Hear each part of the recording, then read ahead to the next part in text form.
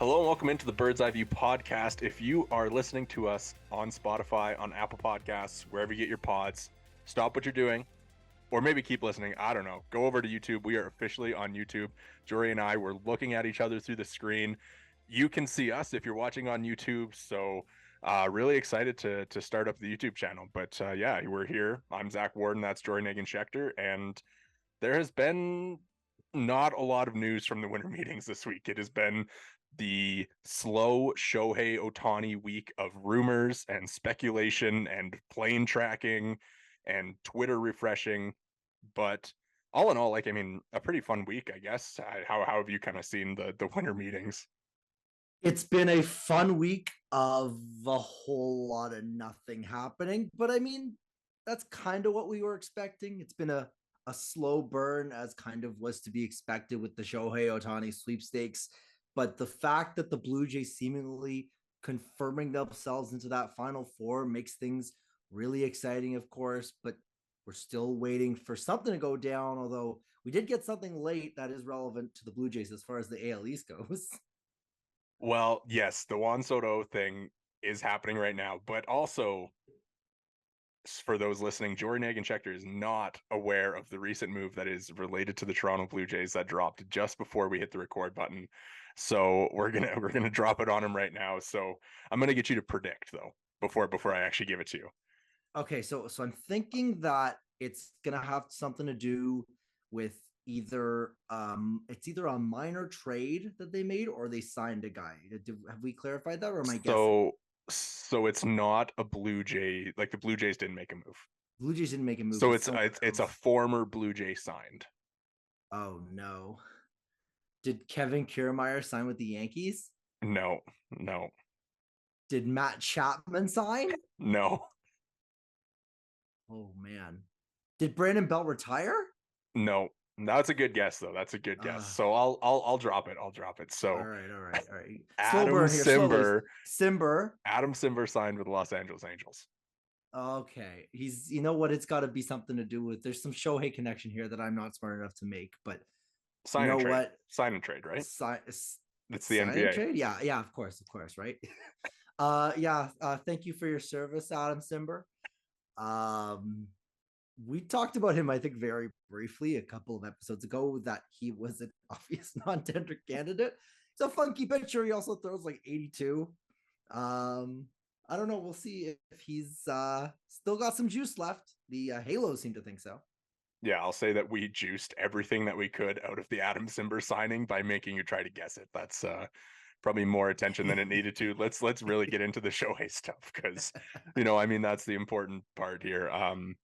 So I guess we can just kind of run through the timeline. I mean, I guess it was Monday night or was it Sunday night where the Ken Rosenthal article comes out saying or reporting that Shohei probably met with the Jays at their Dunedin complex in Florida.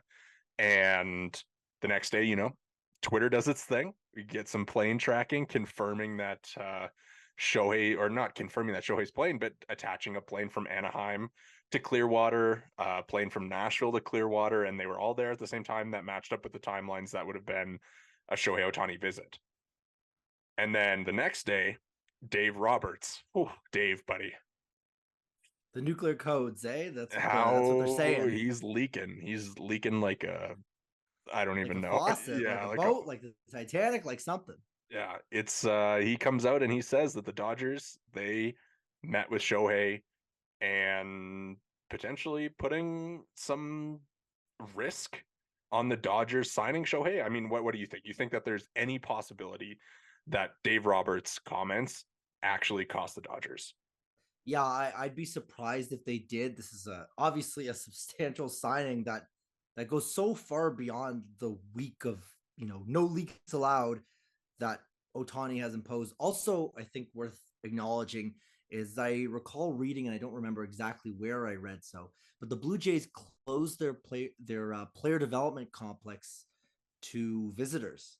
They said it was either a company engagement or something to that effect. So that also, again, you kind of connect the dots, and it seems like something may have happened. But as far as the Ohtani sweepstakes go, it's a lot of ho hum as she goes, but it also feels like the Blue Jays have made some inroads. Yeah, I mean, they're serious contenders. I think the last time we talked, I think it was more on the side of like the Jays were confirmed interested and confirmed like in the mix. But I think now it's basically confirmed that they're a finalist, like probably a top 2, top 3 teams in the running for Ohtani. It's basically the Dodgers, the Jays, and the Giants. And then you can, like, Ryan Dempster said something about a mystery team today. I like, sure, there could be a mystery team. I think that's fine to speculate, but at this point in the process, I highly doubt that somebody is kind of emerging at the last minute to sign Shohei Ohtani. And when you look at it, so again, timelining, Friday, Shohei meets with the Dodgers. That's confirmed. Saturday, there's some rumors about Shohei being in San Francisco.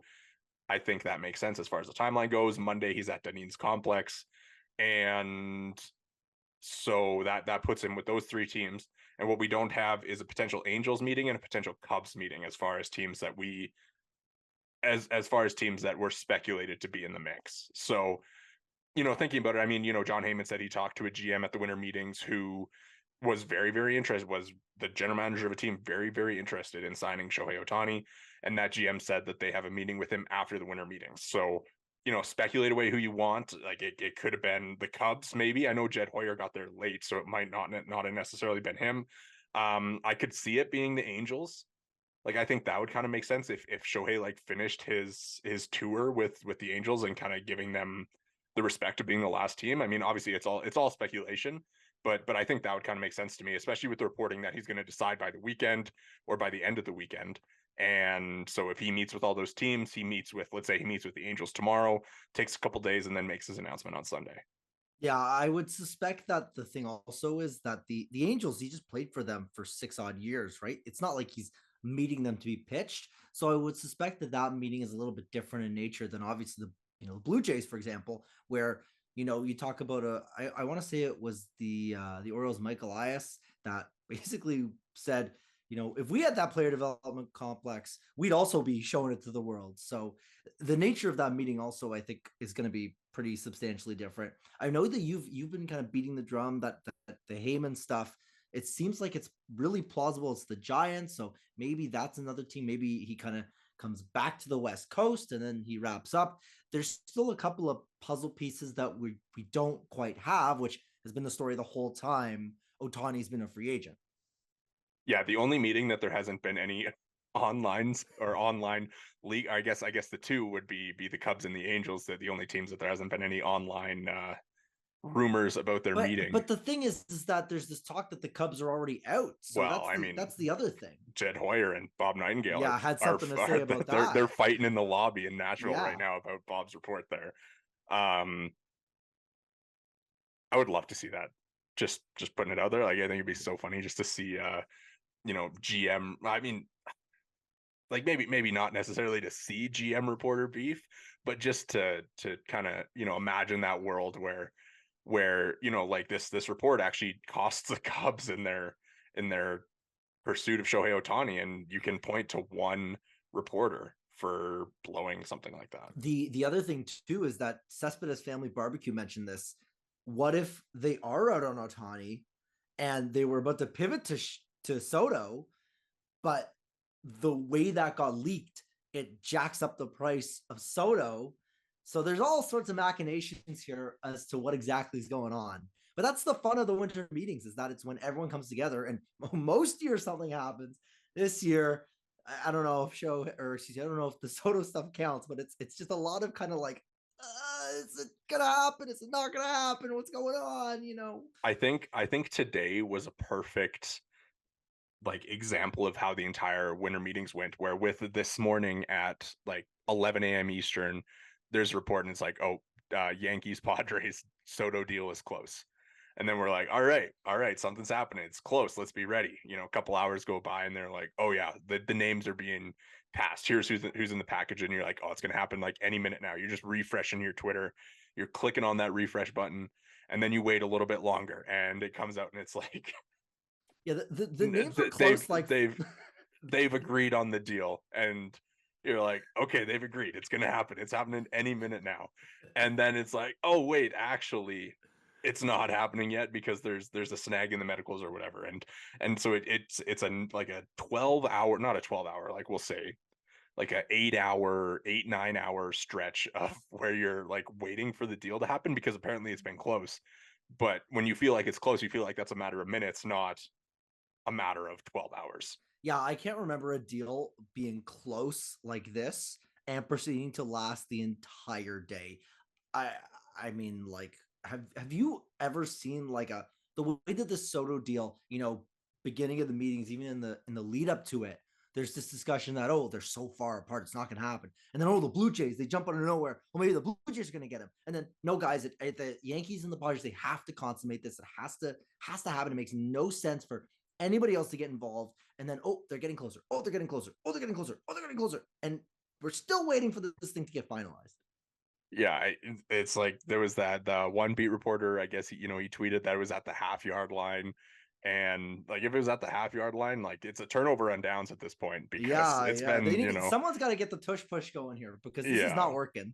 yeah, Malcolm Butler coming out of nowhere to intercept that on Mm-hmm. the 1 yard line or whatever. But no, I mean, obviously it sounds like it's going to get done. Jeff Passan was on ESPN saying by the end of the day he'll be a Yankee. So I mean, that's a tough blow for not necessarily the Jays. Like it sucks because he's coming into the division, and I can't exactly think of somebody that would be like a more perfect fit for that Yankees team than Juan Soto as far as what they're looking for and how well that he's going to fit that ballpark and how well that he's going to, he seems like a guy who embraces the national attention. So he's going to be getting that in New York.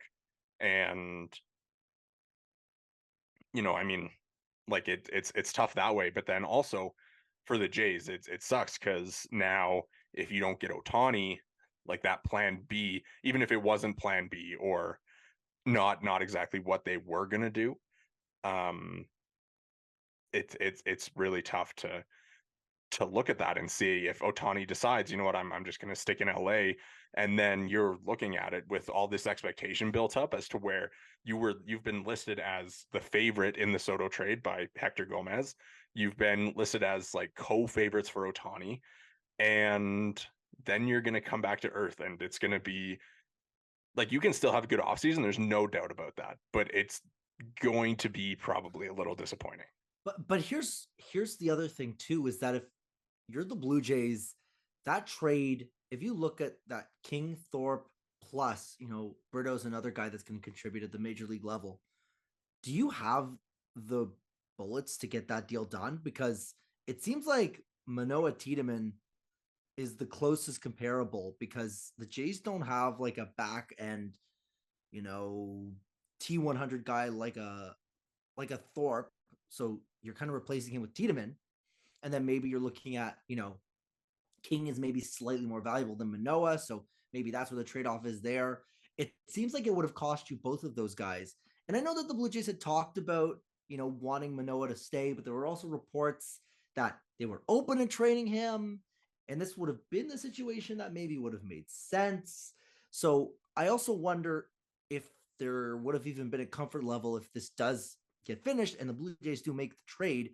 What it would have cost would have been enormous. You would have had to empty out your barrel as far as prospect minor league depth goes.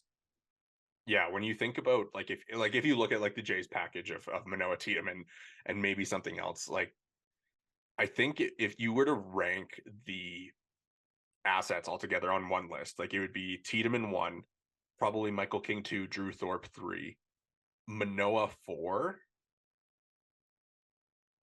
I guess I mean obviously the Yankees, the Vasquez and Brito and Higashioka aren't more valuable than Manoah, but I guess you know like if you're the Padres and you're looking at it, like do you value getting a Ricky Tiedemann or do you value getting like a guy that is going to contribute to your major league rotation? Alek Manoah kind of up in the air, like he could probably give you some innings, but how good are those innings going to Yeah, be, right? you don't know how good. And then with King, you get those You get guaranteed, some certainty, right? And which so is Tiedemann, like you'd probably like again, he's not going to start in the Jays rotation in 2024 most likely. So would he for the Padres? Like, is he ready for that? Hard to say, right? So I think with that you get the certainty in King, you get the upside in Thorpe, instead of where with the Jays you get like extreme upside with Tiedemann, but then you don't get the certainty of major league innings, or I guess you don't get the certainty of quality major league innings, which you at least get in this with the Yankees, along with another upside play. Even if Thorpe, I like who has more upside between Thorpe and Tiedemann, like definitely Tiedemann, I guess. Thorpe is Yeah, really but good though, right? So yeah, it's a matter of like what you're looking for if you're the Padres. And the Padres are realistically they're so bought in as far as, what they've spent to build this team that they've got. And a Soto and a guy like a Soto is a part of that. They've spent all this capital that they literally put themselves into debt. So you don't have a choice as far as, waiting for guys. You've got to win now because your team is built to win now. It would make no sense to trade Juan Soto, who realistically they'd love to keep if they could. They just can't clearly afford it. They're in too much of a bind.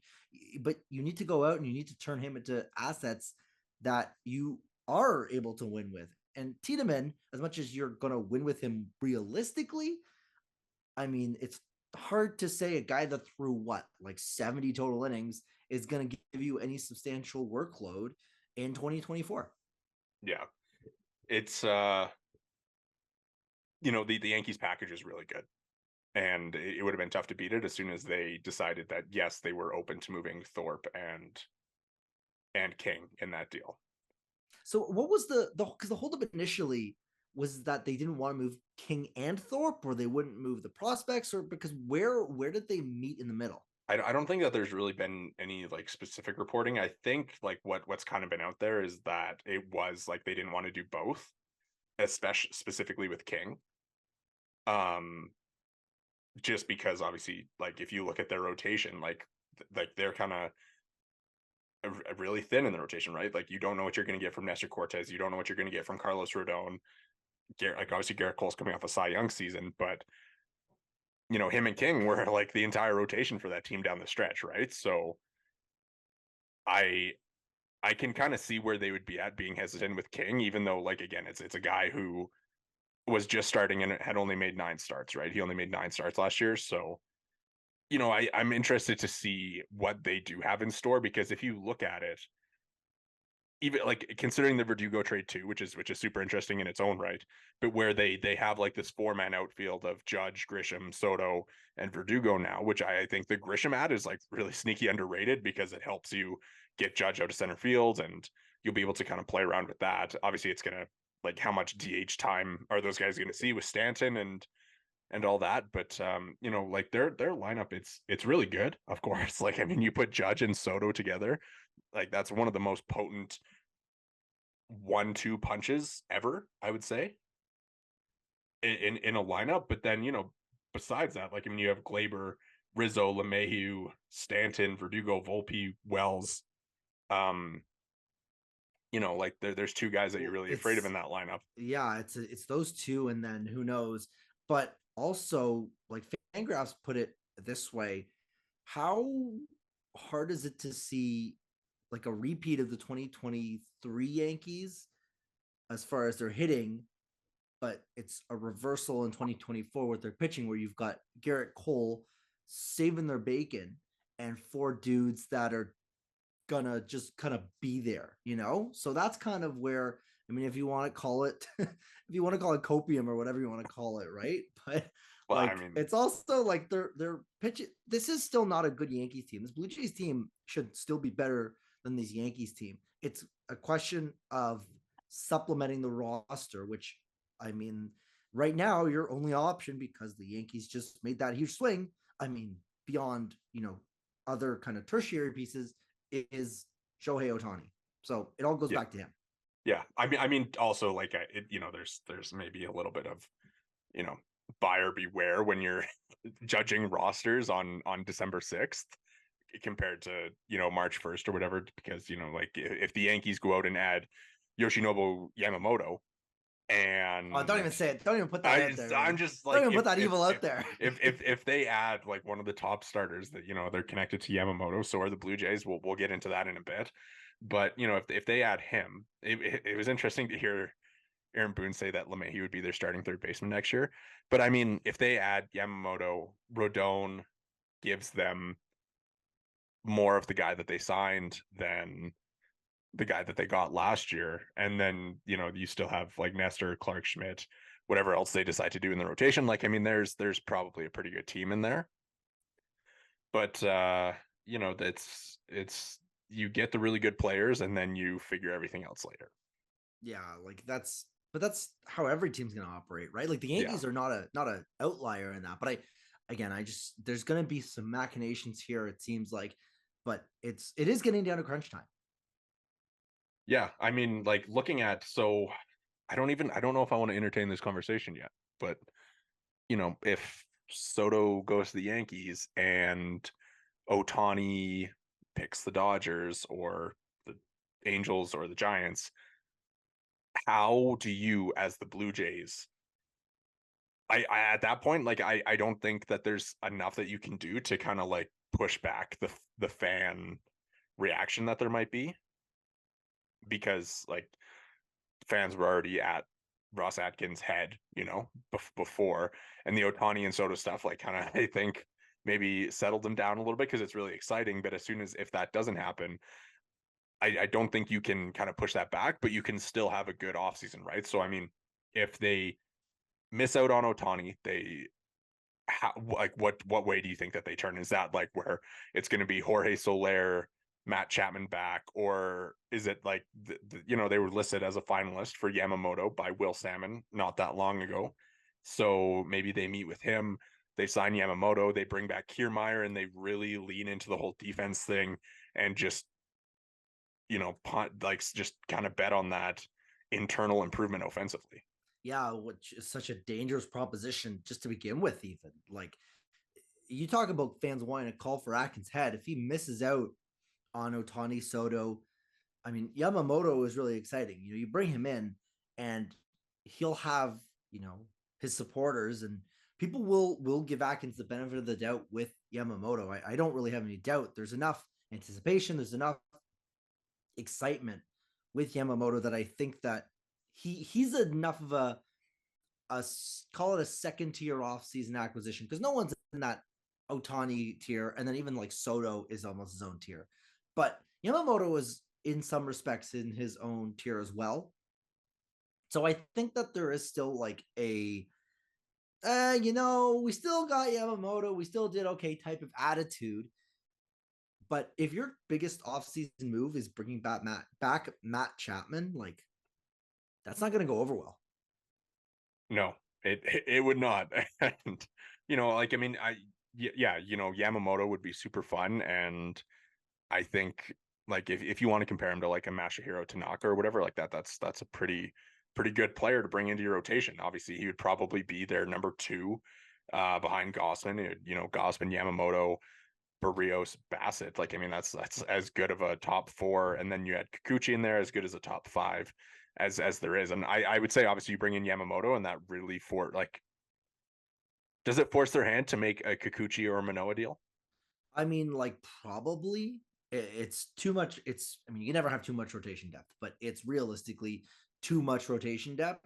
You're probably ending up with Manoa and AAA, and we all know how that affected their relationship last year. So I feel like you're kind of, if you don't get Soto, like I don't think Alec Manoa is a Blue Jay if you don't get Juan Soto, or excuse me, if you don't get Shohei Ohtani. I don't think you get. I don't think Alec Manoa is a Blue Jay next year.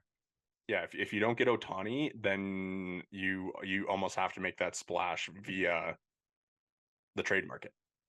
You know, it's interesting because the more that I mean the offseason progresses, one name that I don't think that we've really discussed at all is Cody Bellinger But I for don't this think team. that I don't think people believe in him, and I don't think that the Blue Jays are going to want him, because obviously he had a good year last year. Like there's no denying that he's back, but this is not the same Cody Bellinger that won MVP. Like the hard hit stuff is still a concern, And I think that people are still skeptical. There's still a lot of talk, even amongst like insiders, that the Bellinger market is not as robust as people hoped it would be.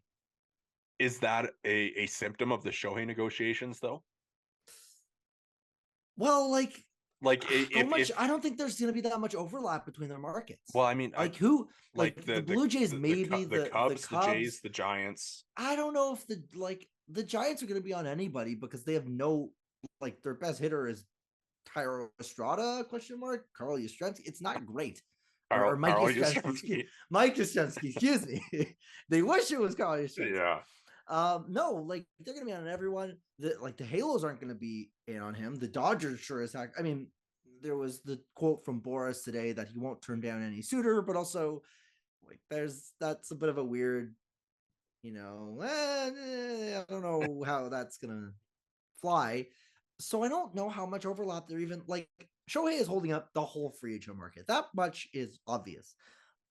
But I don't think that the overlap between the Ohtani market and the Bellinger market is as much of an overlap as it might be made out to be. It doesn't feel like it is. So our last episode we both predicted Ohtani to the Jays. I mean, as I said, it's a Blue Jays podcast. What else are you gonna say? But I feel like Bellinger is gonna end up being a Giant. I like obviously if they get But Shohei, where that's probably not the case.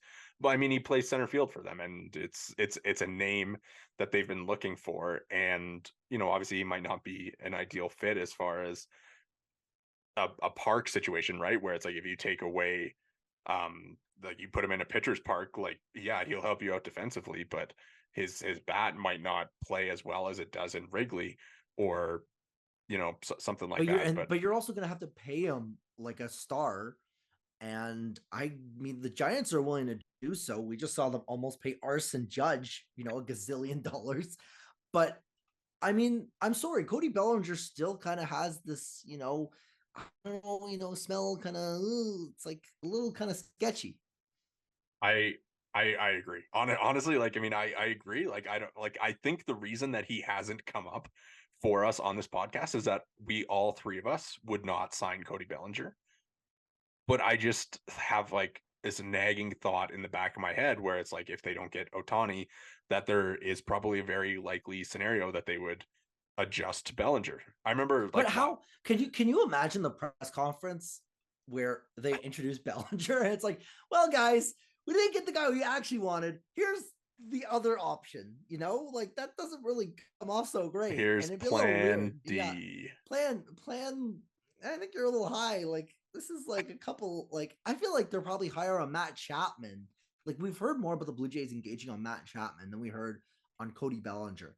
If the Jays signed, like, that's where I kind of say, like, I don't think that the Cody Bellinger market is that robust. I don't think the Jays are going to be in on him. I don't think the Dodgers will. I don't think the Angels will.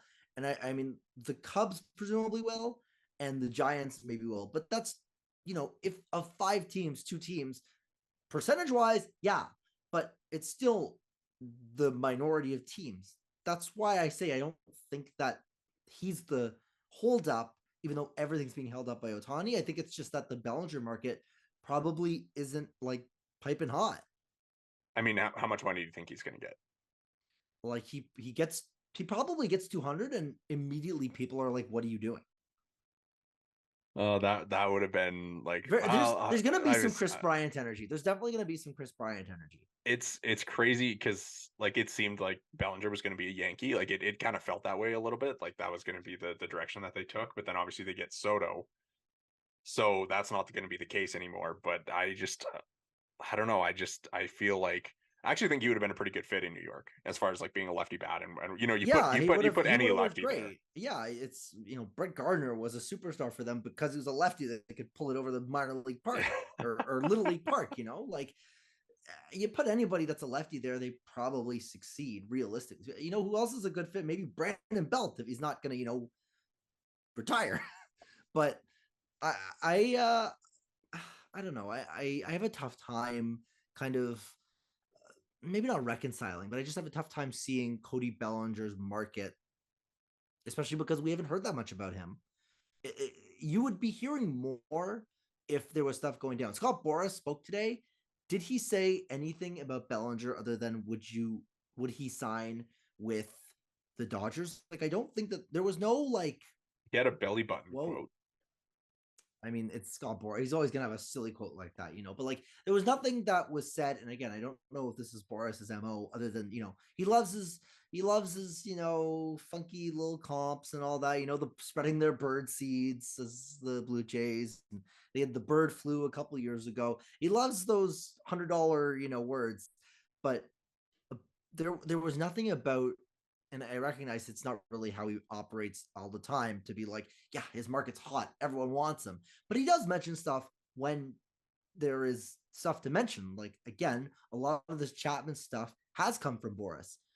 Did we hear anything about Cody Bellinger's market and how it is evolving or anything? I don't think we did. And I think that Cody Bellinger is going to, and I know we've talked a lot about Cody Bellinger here, but I don't see him as like a guy that the Blue Jays realistically are going to go after. Yeah, I mean, you're right. Like, I mean, obviously there's been no like individual connection there. That, you know, if you look at the teams or the players that have been connected to the Jays, it's Ohtani, Chapman, Michael A. Taylor, Tony Kemp. Are there any other free agents that have really I mean, come up as Yamamoto a little bit, Yamamoto? I guess, yeah, that's true. But I mean, so but not in a meaningful capacity. It feels like. well, I mean the Morosi connections to Tony Kemp and Michael A. Taylor. Like, I mean, Michael A. Taylor is like a super easy one. I know when we wrote our like season previews, like I put our off season previews, I put him on the Jays because it just kind of makes sense as like a fourth outfielder type who smashed lefties last year that would fit in a platoon. But you know, Tony Kemp, please don't sign Tony I Kemp. can't believe he's still in the big leagues. Like, does he do anything at this point?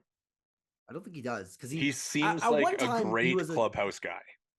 I mean, so was Brandon Belt. I mean, I don't know, man. I'm not really. I'm not building my all season around Tony Kemp, and I mean, I don't think anybody is. But if that's the Blue Jays' plan, then could you imagine going from Ohtani, and then they miss out on Ohtani, and then it's Chapman, and they miss out on Chapman, and then you go all the way down the ladder, and you end up with Tony Kemp as your like starting anything. You're starting second or third baseman. Could you imagine? He had a Like, would you? 77 WRC plus last year. And he That had doesn't make me feel any better. in the outfield, he had -3 defensive runs saved. And at second base, he had -9 defensive runs saved. Positional versatility. He plays two positions. So Yeah, I'm that not yeah. gonna say that he's a guy that the Blue Jays should target, but I mean, take whatever morsels we can get right now as we await the big one, which is Ohtani. Yeah. Yeah. Interesting. Shai Davidi just released a story at Sportsnet. This interesting quote, as it should be for the Blue Jays, who have clearly made a strong enough pitch to Ohtani that the Dodgers, blah, blah, blah, blah, blah, are said to be at least worried. Nice to hear. They I are. don't know. It's like that scene from the Avengers where, you know, Iron Man punches Thanos and he's like, all that for a drop of blood, right? Yeah, Yeah. yeah. I mean, Uh, the lines are moving in the right direction, but also, like, I who mean, knows? Like it's so no crazy one because does. like That's the nobody thing. knows. Yeah, there's no, the only people that know are Shohei Ohtani and Dave Roberts, Well, or as far as like who's actually mad or whatever. But the only person that knows what Shohei's looking for is Shohei. pretty much. Well, but that's part of what has made this, like, a lot of people want to talk about how this free agency has been boring and how it's been a huge. There was an article, I think it was Buster Olney, that went, "This is a huge missed opportunity. Otani should be, LeBron making the decision. It should be this worldwide phenomenon." I think it already is a worldwide phenomenon, and I think that the mystery of this is part of what's made it so exciting. Like, this feels a lot, and I know it's an easy comparison to make because of the airplanes. The Kawhi Leonard saga. It was so will he, won't he, will he, won't he, will he, won't he. No one knew it was happening, and it still captivated the world. or at least captivated Toronto. Shohei Ohtani has captivated Toronto. Maybe he hasn't captivated Arizona or Seattle or Houston, but I can tell you that everybody is talking about Ohtani. Yeah, I mean it's so funny because you like think about, it's December, it's hockey season, we're in Canada, and being in the sports media industry as we are, like where is the most buzz coming from right now? It's not even close. It's not even Ohtani. close. Who's leading the site every day is Ohtani. Yeah. I mean, like just looking at like some of the behind the scenes numbers for Sportsnet, like the top stories in the past week, it was all the Corey Perry stuff, and then it's all baseball. Of course, because everyone wants to know where Ohtani's going, and realistically, no one knows. But it's part of that mystery. It's like, oh, is there a morsel here? Oh, is there a morsel there? That's exactly like that. To me, is building just as much excitement as any Jeff Passan. Oh, it sounds like Ohtani is meeting with the Blue Jays today, and like it's doing it's doing numbers anyways. If you send out a tweet right now about Shohei Ohtani connected to anybody or not connected to anybody, you're getting likes, views, Dude, retweets, one of my arguments. one of my tweets I tweeted this week. I tweeted Shohei Ohtani, or maybe it was last week. I tweeted Shohei Ohtani, and I got more likes, more retweets than I think on any tweet the rest of the week. I just said Shohei. Everyone wants to know what's going on with Shohei Ohtani. So to me, I'm loving this. I don't know about you, but this is just fine by me. It's pretty funny just the way that it's all come down, and we're not even gonna know for the next few days. I think it's safe to assume that we'll probably find out this weekend or maybe early next week, and there's gonna be so much ink spilled over Shohei Ohtani between now and the time that he signs, even if that's like in a couple days. It's crazy just the fever that this has created, and just how much interest that there is. Yeah, no, 100%. And like when it does come down, there's also where's it going to come from? Who's going to release it? I think it might be a fun game to kind of be like, where is the Ohtani news going to come from? Do you like if you had to pick? If we're to, again, I'm not going to set the odds, but between an official team release, a Shohei Ohtani promotional video, or an insider breaking it, what do you think is the most likely outcome? What do you think is the most likely way that it breaks? I'm curious if it's going to be like a team release. Because that's what it feels like. Or even like I could see Ohtani like releasing a video on, say, Instagram, being like, hey guys, I mean, obviously he speaks Japanese, but being something to the effect of, hey guys, it's been quite the journey. Or like, a number of years back when LeBron comes back to Cleveland, it gets released through an ESPN story. Yeah. So I mean, I doubt that's how it'll go down with Ohtani, but would it be that shocking if he met with a Japanese reporter and had a story done for a Japanese outlet and that's how it broke? Like that would not. That is interesting. Like I wonder if but I just it all feels very, very, again, just, oh, where's it going? So it's like a mystery, it's like I was thinking about this yesterday. I was driving home yesterday. I want to get your thoughts on this. So I remember like when I first started writing and whatever, like when I was in my first years of undergrad and like doing some basketball stuff and like doing some writing on the Raptors, and it's like the Raptors, notoriously didn't leak. And moving into the Blue Jays space, it's not exactly the same, right? Like it seems like the Blue Jays are involved in a lot of rumors and a lot of connections to players, whether it be trade or free agent. And whether that's their own doing or somebody else's, because obviously, like has been established, like they're an easy team to use as a threat or a connection to try and up bidding, right? It's a pretty easy team to say, the Blue Jays are interested because they're have the money. They're like it's just they're an easy team to do that. But like as far as like it seems like they like it's I'm not going to say that they're like a leaky organization, but as far as like people being able to get stuff from the team, and whether it's call ups or trades or signings or stuff around the team, like it seems like there's a lot of people that like have sources connected. So I do wonder like if the news that Shohei signs, that it doesn't make its way out right away. Well, it'll depend on if it is the Blue Jays. Like Do you it'll agree though, as far as like the like kind of the elite, like not leakiness, but as far as like the way that they're pretty consistently in the news, that like it would make sense if the signing did make its way through some different avenues to get released before yeah, like a team or an realistically. Ohtani thing. Now here's a Libby. In the past we've had a couple tinfoil hats and all that stuff. I have a new tinfoil hat All right. for you here. So I mentioned to you about LeBron having an article with ESPN when he signed with the Cavaliers.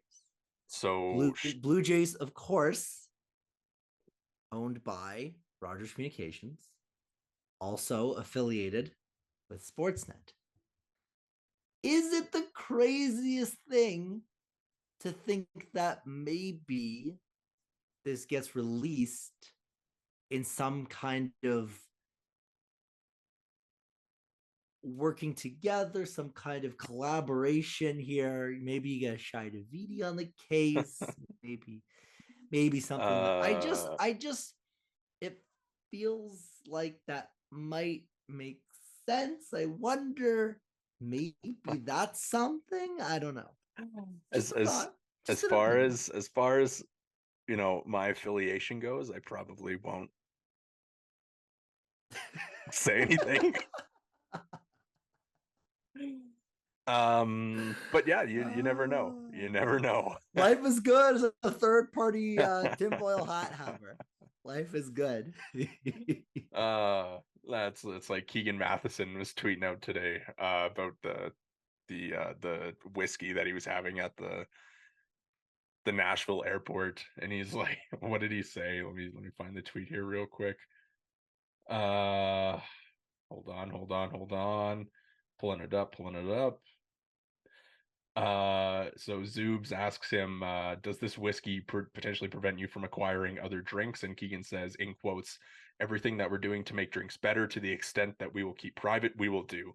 Drinks that occur don't occur. I'm not going to get into the specifics of. Molto bene, muy bueno. Beautiful. What do you think of the dodgeball game that John Schneider and Ross Atkins played in Nashville this week? Oh yeah, I mean those guys are like, I mean our audio listeners, you can't see me, but I'm like a ninja out here. I'm too fast. You can't touch me. This is the beauty of having a visual now, is that we can get into a little bit of the theatrics of it. I think it's pretty funny to think about. You're like, you listen into the interview, right? And the reporter's like, hey, were you at Shohei Ohtani's meeting? To John Schneider, and he's like, I can't comment on that. They're like, you look pretty tanned. Were you in Florida? And he's like, I live in Florida. You know what? They're doing a good job. They've got their chess pieces all in order. Very very meticulous, very very very cautious, very very deliberate with everything like that. But I think that it was Keegan Matheson that said it. Ross Atkins is the Shohei Ohtani of not saying anything while saying a lot of stuff. Hashtag shut up for Shohei.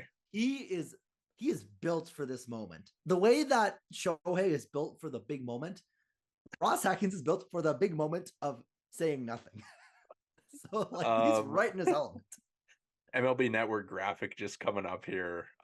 Greg Amsinger's Shohei Ohtani sweepstakes pie graph. Let me reveal this from who he has as least likely to most likely.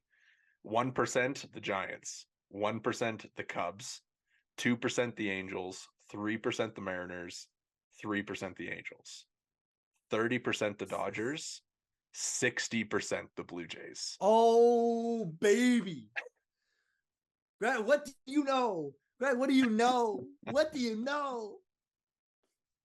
It's pretty funny. because like I've been, Like a lot of these like, teams are out. He's mentioning 1%, 2%. yeah, These teams are out already. he just didn't want to do like a 70-30 or a 65-35. Something He had like to that. cover all his bases. Yeah, of course. Yeah, he put the Mariners in there. Like, Yeah, which have long been reported to not be in the market for Shohei Ohtani. But hey, they've been clearing the cap space. yeah. Well, we're hearing about mystery teams. Ryan Dempster, formerly a Chicago Cub, also played for the Boston Red Sox. So the Boston Red Sox, the mystery team. You never know. Just cleared some money with Verdugo, which is not that substantial. It's not quite 40 plus million per year of cleared, but you never know.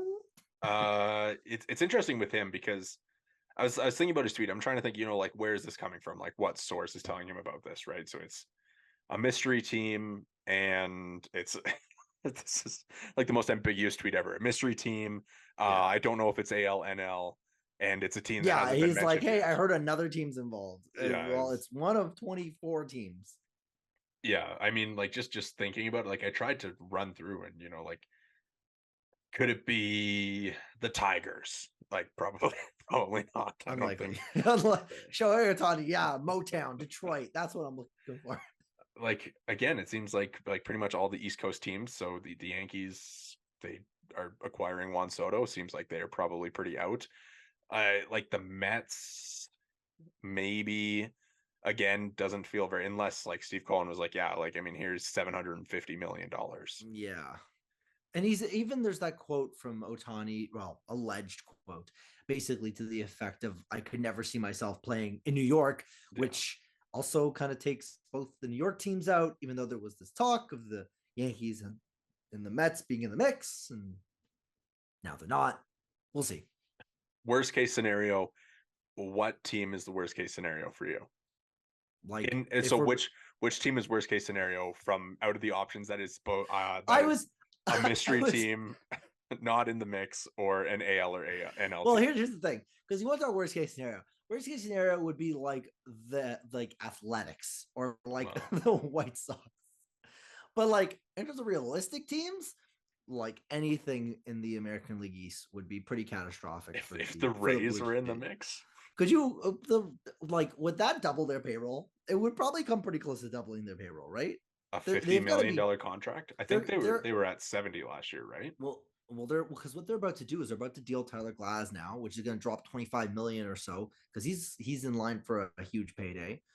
And outside of him, I don't think they have anybody that's like more than in their second year or first year of ARB. Like Well, if they're looking to most of their trade team is cheap. Paredes, Well, they're really like trying to but it's the Rays. Obviously, they're trying to skim on the money. That's well, their MO. It's always been their MO. But I their don't know. their final estimated payroll in 2023 was 79 million. Yeah, so I mean, it wouldn't quite double it, but it would be a hefty chunk of change, which I don't know that I don't know that the Rays have those kind of financial resources. Yeah, the Brave, like, sorry, just thinking about some of the other potential teams, like the Braves. Again, I could see it, but that just doesn't feel.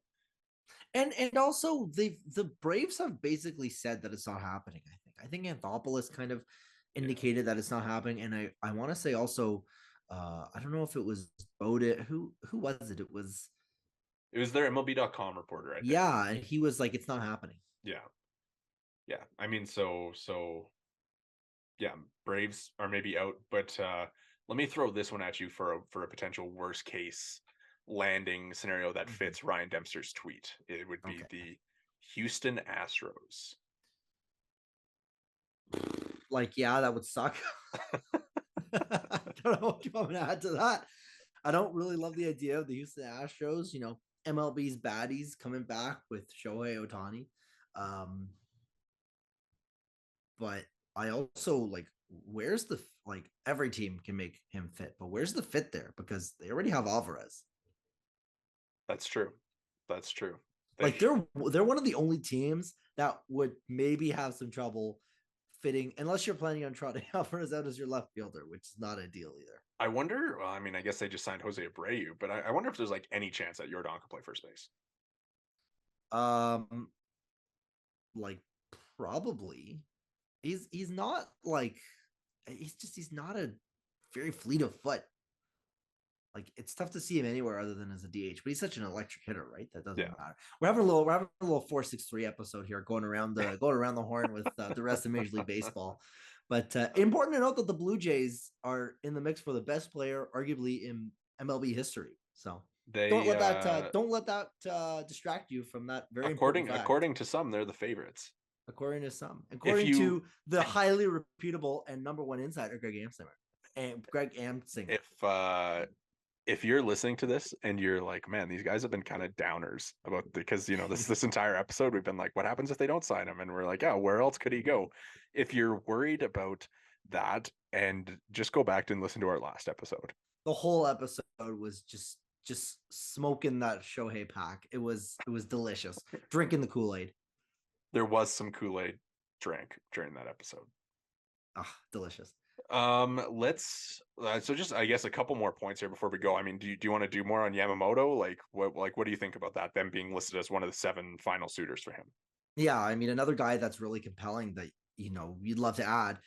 We talked about it briefly there. He would probably spell the end of Alek Manoah's time as a Blue Jay, but you're kind of putting yourself in a bit of a corner if you do, because I mean, who wants to trade Alek Manoah at the literal valley of his trade value?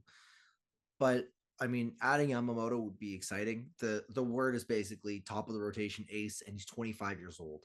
Like that's the type of guy you dream of developing, and for one to fall into your lap would be nothing short of magical.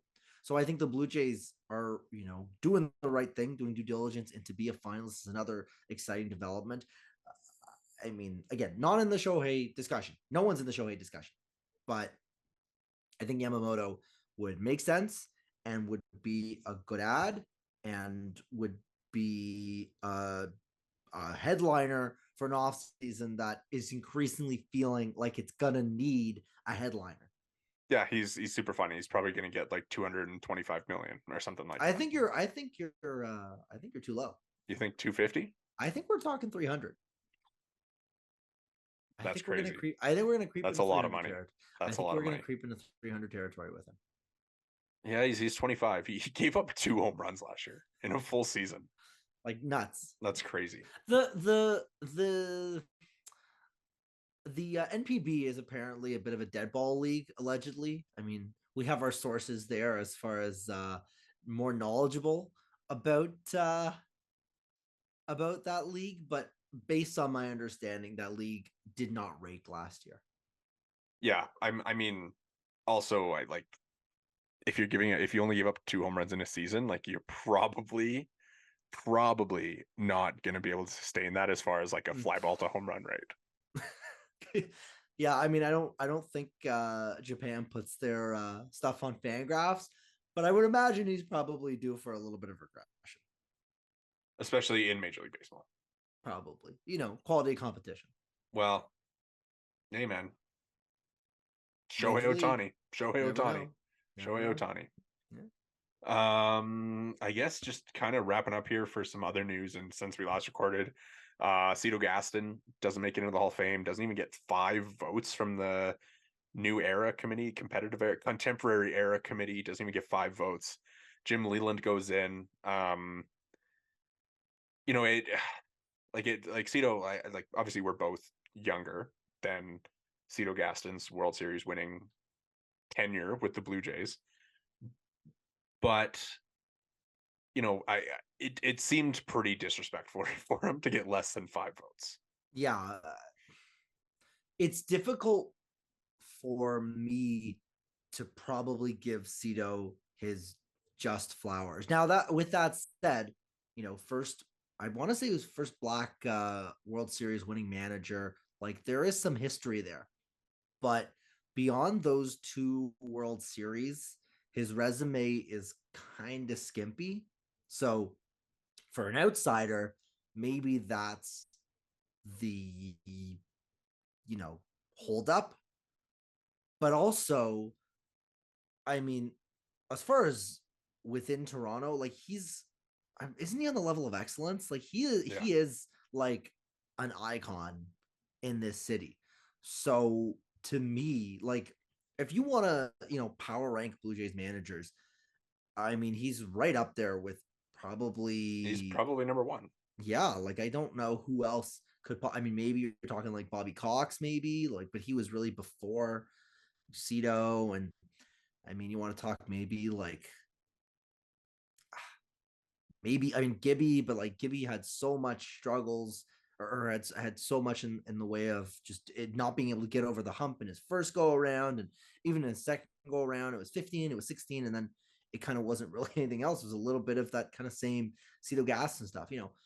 Love Gibby as anyone that grew up cheering for the Blue Jays would, but like there, it's understandable that Cito wasn't a popular choice. It's disappointing that he wasn't a more popular choice. I think that there's enough history that like you could make an argument beyond the game of baseball for his inclusion in the Hall of Fame, but it's also kind of like you understand why he struggled to maybe gain momentum on that front as a whole. Just looking at the all-time Blue Jays managers list right here. If you had to guess who had the highest winning percentage in Blue Jays managers history for like a full-time manager, it's gonna be like Schneider, because Schneider hasn't had a losing season. Is it John Schneider? It is John Schneider. So Mel Queen is in first place, but he only managed 5 games. Yeah. Gene Tennis is in second, but he only managed 33 games. And then you got John Schneider, 572 win percentage. There you go. I mean,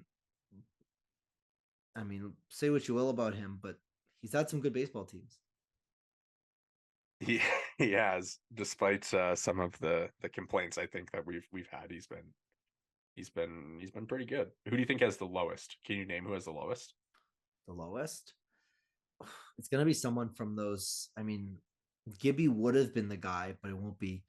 Could it be? Well, it's gonna be whoever managed them in their first couple of years, but I don't know who their first manager was. Roy Hartsfield, 1977.